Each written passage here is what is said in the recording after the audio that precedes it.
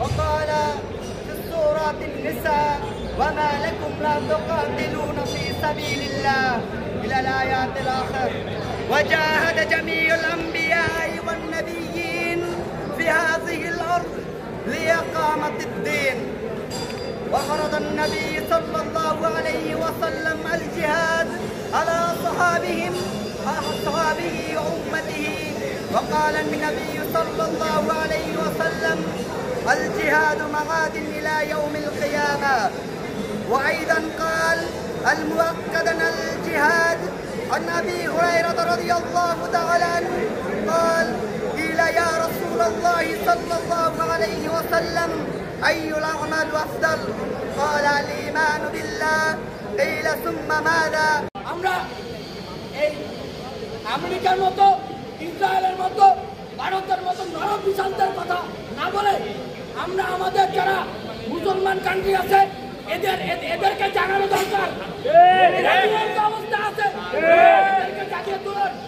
আজকে আপনি আমেরিকার এম্বাসি ঘেরাও করবেন, যুক্তরাষ্ট্র তো জেগে আছে, ওরা তো জেগে আমার বোনের উপর অত্যাচার করছে, ওদেরকে জাগানো লাগবে না।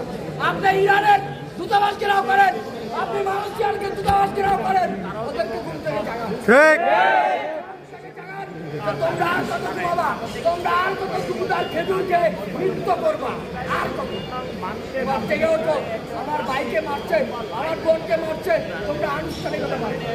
সুতরাং আমি মনে করি আমেরিকার এম্বাসি, আমি মনে করি এখন সময় হলো ইরানকে জাগানো, সময় হলো মালয়েশিয়াকে জাগানো, সময় হলো তুরস্ককে জাগানো। আজকে আরব বিশ্বের দিকে তাকালে এটা মনে হয়, আজকে তুরস্কের দিকে তাকালে মনে হয়, আজকে মুসলিম বিশ্বের দিকে তাকালে মনে হয়, ওয়াইসির দিকে তাকালে মনে হয় যে আল্লাহ বোধহয় এদের সেই অবরোধের উপরে দিয়েছে।